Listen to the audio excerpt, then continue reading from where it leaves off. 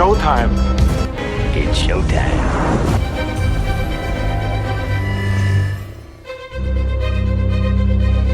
And here we go. Welcome into another episode of the Movie Geek Podcast. I'm your host, George T., and this is the weekend box office report. And I will have my review of Tron Ares, which is #1 at the theaters this week. And it's a very busy week for the box office again. Seems to be that October, they really jammed a lot of movies in, and also streaming services, documentaries as well, and also limited release films that will be on Netflix in a few weeks. So I'll talk about all of that in this episode. So let's start with the box office report for this week, this past weekend. It was number 5, Soul on Fire, $3 million. Good to see that it was up there. I wasn't sure how people were going to, receive the movie. I figured, it was such a heartbreaking story and it's a touching story. So good to see it in the top 5, making its debut. Gabby's Dollhouse is the only one that didn't move a spot. It stays in 4th at 3.4, still hanging on. Last week's number 2, One Battle After Another, finishes 3rd at 6.7. And then we had Roofman in its opening weekend, making $8 million. And of course, as we said at the open, Tron Ares making $33.5 million at the box office. I was one of those who saw it this weekend. So I still want to see Roofman, so I will definitely try to see that this week. I do have movies that I have watched from Netflix and Prime, so I'll have those reviews possibly this week or at least next week. So today I'm going to Boston to see Ryan Reynolds on stage with a group of friends that he's bringing along to do his unveiling of the documentary, John Candy, I Like Me.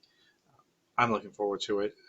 When I mentioned it last week on the weekend box office report, I was going to see it this past weekend, but I did not because when I was doing some research on some topics, that popped up, so I will be seeing that. Maybe I will give a review of that, or at least of the night in general. Not sure if I want to do one separate show or not, but we'll get there. So you may see that this week, or you may see it next week, or in some combination. But I'm looking forward to it, seeing Ryan Reynolds in person and whoever else he's bringing with him. I know his New York show that he did had Hugh Jackman, so who knows who's going to be with him. All right, so Wednesday releases.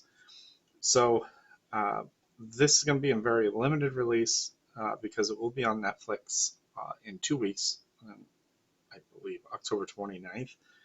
Ballad of a Small Player. I'm not going to go over that, but I will when it actually debuts on Netflix, because I will see it. But it does star Colin Farrell. So, like I said, it will be a very, very limited release before it hits Netflix. Just like Frankenstein is also going to be in the theaters for a very short period of time. And then it'll be on Netflix on November 7th. But that actually comes out on Friday in the theaters. But for Wednesday release, it's Ballad of a Small Player. And then an Iranian film, it was Just an Accident. A man bumps into a man who he believes was his torturer. Um, However, um, faced with this man, um,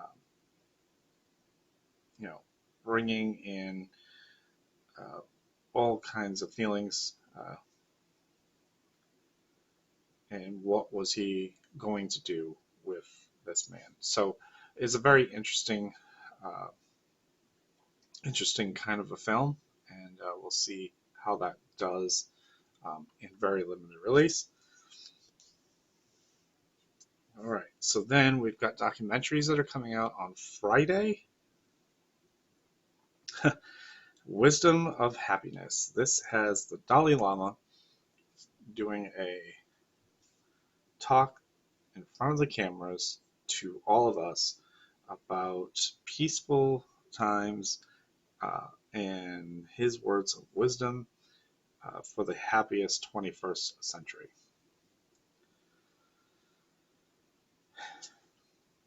Well, you got to help us then, because this is not a very happy time for a lot of people for many, many reasons. I don't want to get into politics, so I'm not going to. But World of Wisdom of Happiness comes out in the theaters in very small release.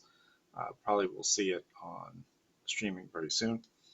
Another documentary, The Man Who Saves the World, an eccentric millionaire, um, American peace activist, believes he can broker a peace between the South African tribes and the Amazonians. A weird and wild concept. Um, so that is that documentary for you. Also, documentary on Apple TV, Mr. Scorsese. Sorry, messed that whole thing up.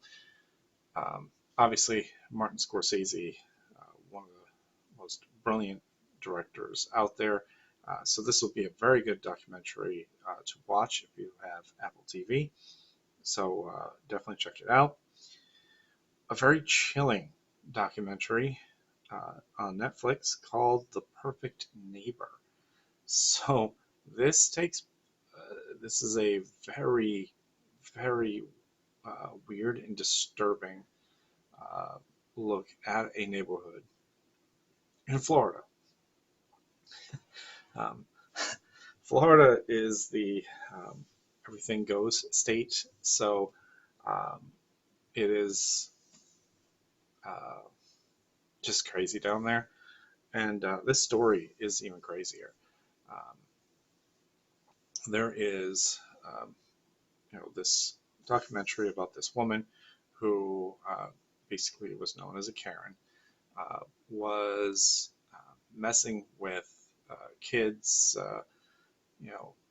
humiliating them, yelling at them all the time, and then a murder happens. There's abuse allegations. Like, it's very, very disturbing in this whole neighborhood. So it is definitely worth a watch. Stiller and Mira. So Ben Stiller basically is doing a documentary on his mother and father. So this is all the years that they did their comedy acts and footage and everything else. Looks pretty funny.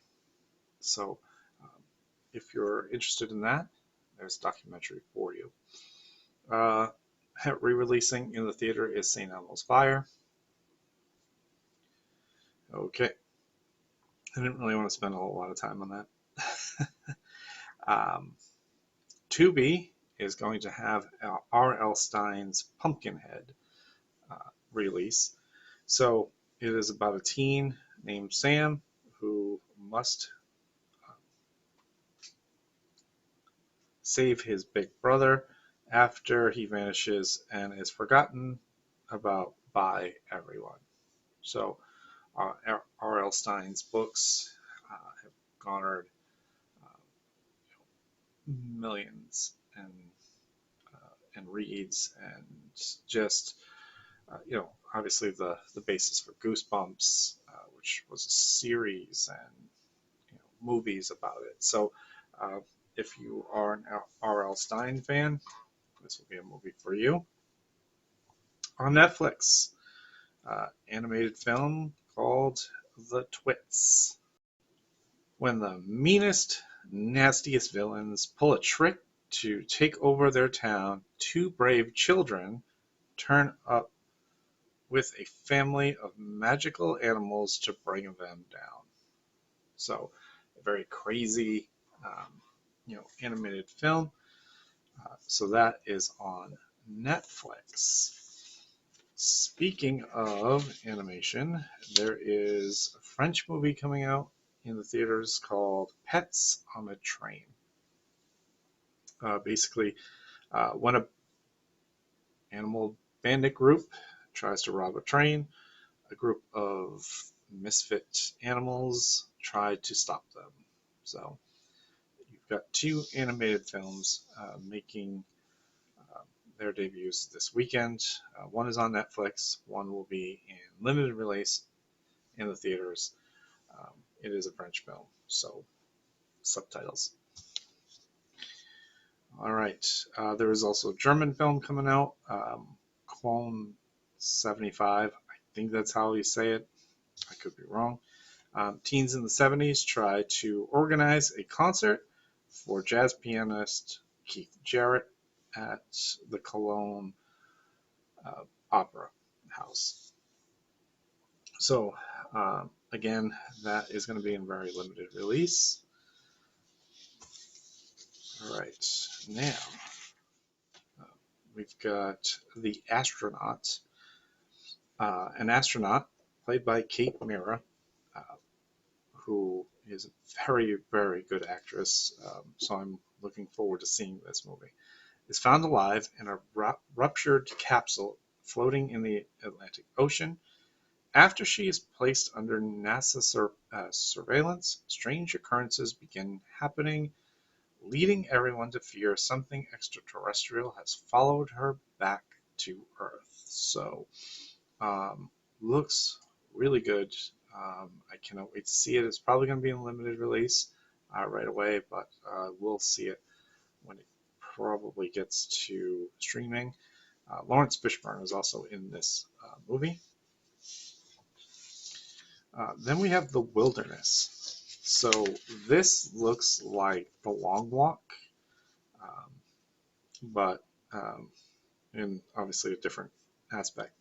Uh, Taken deep into the unforgiving Utah desert, a group of troubled teens are forced into a brutal and secretive wilderness therapy program. With no contact with the outside world, their only way home is to earn the approval of their enigmatic program director, whose motives are far more uh, sinister than therapeutic. So, um, again, kind of looks like The Long Walk, except this has the survival aspect where you have this program director who is doing these kind of psychological experiments with them and other things, to break them down. Um, so yeah, it's chilling, but it looks really, really good. The Mastermind. In 1970, Mooney and two of his cohorts walk into a museum in broad daylight, steal 4 paintings. When holding onto the art proves more difficult than stealing them, Mooney is relegated to a life on the run. So, um, a little catch me if you can kind of movie. So it looks pretty interesting. So that is also going to be out. Then Ethan Hawke's in 2 movies this weekend. The first one is Blue Moon. This tells of the the story of Loren's Hart, struggling with alcoholism and mental health issues. He attempts to maintain his composure during the premiere of Oklahoma. So um, Ethan Hawke plays Loren's Hart, and Margaret Qualley, who has been in a few films this year, including Honey Don't. So if you haven't seen that review, go and watch that review. She's in this movie. And then the two kind of big ones for the weekend, Good Fortune. And I say this is going to be like a bigger film is because Keanu Reeves stars in it. A well-meaning but inept guardian angel named Gabriel, played by uh, Keanu Reeves, meddles into the lives of a struggling gig writer, played by Aziz Ansari, and a wealthy venture capitalist, played by Seth Rogen. Keke Palmer and Sandra Oh are also in this film. Um, it looks really good. Um, like I said, it's on that marquee. Um, don't know where it's going to finish. It might not finish in the top 5, but Keanu Reeves' star power might be able to get it into the top 5. Finally, Black Phone 2. This first movie of Black Phone, George saw 3 times. um, it debuted on Peacock and also in the theaters at the same time. And he watched it with his mother. He watched it with us, and then he went with his aunt to the theaters to see it. So he loved this movie. He's not sure about this one, but we are going to check it out. Um, so Black Phone 2, Bad Dreams Haunt Gwen, who's played by Madeline McGraw, as she receives phone calls from the Black Phone and sees disturbing visions of 3 boys being stalked at a winter camp. Accompanied by her brother Flynn, played by Mason Times, they head to the camp to solve the mystery, only to confront the Grabber, played by Ethan Hawke, a killer who's grown even more powerful in death. So um, George was like, so if he died, how did he come back? And I'm like, it's horror. They just do. Um, you know, like, what are they going to do with Scream 7? You know, all the killers are coming back. Like, what is that all about? So, Black Phone 2, going to be the big one for this weekend. Can it knock off Tron Ares? Maybe. Um, I do think it will give it a run because of how popular Black Phone originally was. Um, so, Black Phone 2 is going to be the big one for this weekend. So I will most likely be seeing it with George. All right, so let us get into Tron Ares. I know people say it differently, but I don't really care. So Ares is the god of war, so that is why he is nicknamed this. So I did watch Tron Legacy before, just because I was going to try to figure out how these two things could be connected, knowing full well that at the end of Legacy, Kevin Flynn sacrificed himself for his son, Sam, and so he could get back into the portal and save himself. So, I was thinking, okay, the portal is done. Well, when Sam gets back, he starts to run the company, and there is a portal that is opened to the grid. So, the very, very beginning of this film, we tie in how this movie's going to start. So, we start from the original Tron in 1982, and then we move on to the dealings with what happened in Legacy. Sam gave up his company to the Kims, and there was also another rival company, uh, computer software company, the Dillinger Company, is now in a race to become the vastly superior company that will be in charge of the grid. So Julian Dillinger is played by Evan Peters, is trying to control the grid uh, from his company. He forms Ares, played by Jared Leto, and he is constantly evolving him. So he kills him off. He evolves, constantly changing him to become the best, you know, soldier that he can be. So basically, he gets him to obey him and really get to be a master controller of the grid. And he brings him to life in a software um, venture that he's trying to sell to the government that this is the wave of the future. These soldiers from the grid are technologically advanced and will, be the wave of the future. The problem is that once he sells the uh, generals a bill of goods, these um, computer generated soldiers can only last 29 minutes before they die. And then subsequently they recreate them. Basically, it's a very large 3D printer that they use to just make Ares and his crew. So now it's a race between Julian and Eve Kim, played by Greta Lee.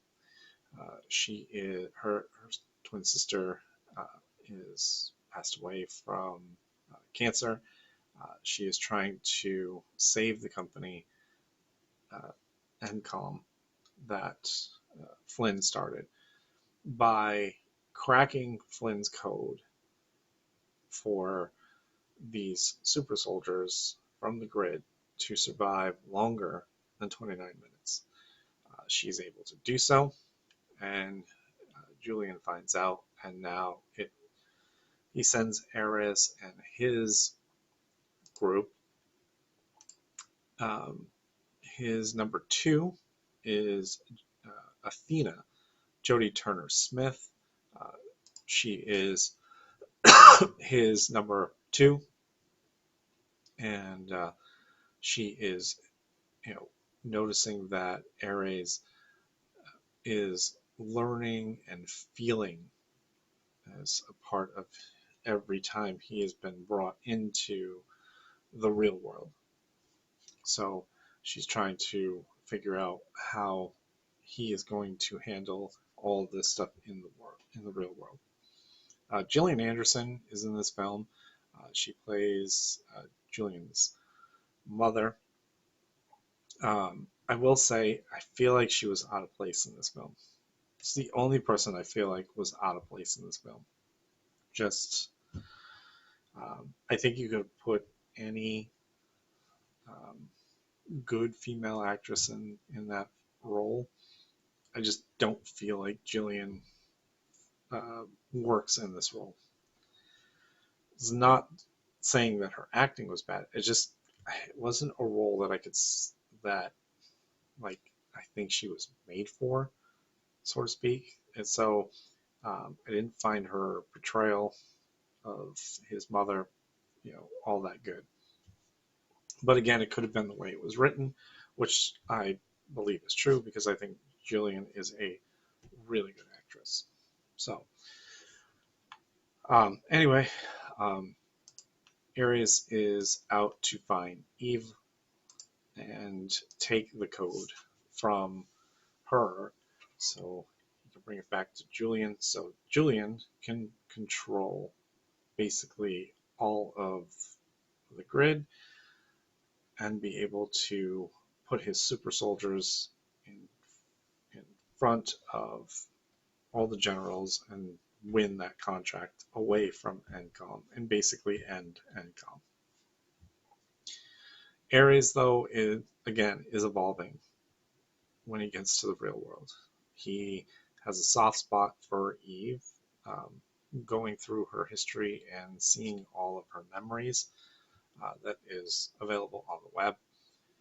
So when he tracks down Eve, he does at first take her back to the grid for Jillian. However, he learns that the only way to get that code is that he has to kill her, which is a problem because he has now formed an opinion of her and now has kind of a soft spot for her.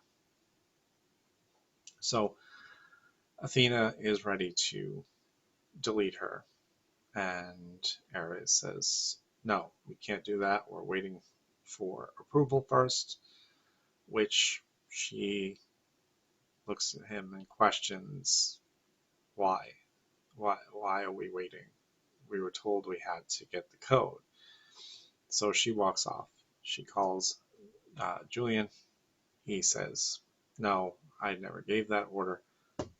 Go and kill them both. And this is where we get the wild sequences. And then back into the real world, there is all these light cycle moments. It's a fascinating, um, visually stunning kind of movie. Uh, and you know, there was a brief moment where um, Ares times out, so to speak, because he has not been upgraded to the um, past the 29 minutes, but he was also trying to save Eve. But he was shot by her ice, her ion cannon, and he is zapped into the original Tron world, the classic. It was so cool to see how they went all the way back. I mean, the graphics were so cheesy back then, um, but there is that moment where everything in there is from the classic. When Ares finally finds the area for his way out, he runs into Kevin Flynn, played by Jeff Bridges, and uh, Kevin talks to Ares about how he is evolving and what is actually going on in the real world in his, you know, in his eyes. And he is fascinated by everything that Ares is saying, and then he is talking about, his vision and how most of his visions all are what Ares is talking about. So he gives him a master disc from him and says, this is all you're going to need to be that strong super soldier, and this will help you get to your goal or whatever, and then sends him back. So eventually, Ares stops Athena from killing Eve, and now Julian is in trouble, and he basically escapes into the grid, and that's how it ends. So, and then Ares, leaves Eve alone. Eve is now in charge of NCOM, the company is growing, but Ares is off on his own, kind of exploring the world. He is going after Cora from Tron Legacy, who was played by Olivia Wilde. So there will be a sequel to this movie. So again, this was a good movie. Definitely would put it up there, at least 1 star. Again, visually stunning, and some of the fight scenes were so cool.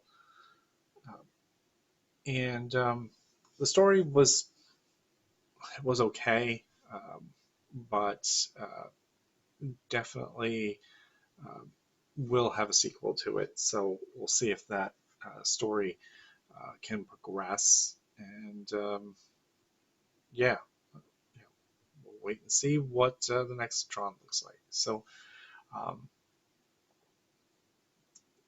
there you have it. There is my review of Tron Ares, and again, I thought it was pretty good. Again, I thought Gillian Anderson was kind of misplaced in this film. I understand the star power behind it, but I don't think it was a role that she really needed to take, because I think it was just not written very well for her.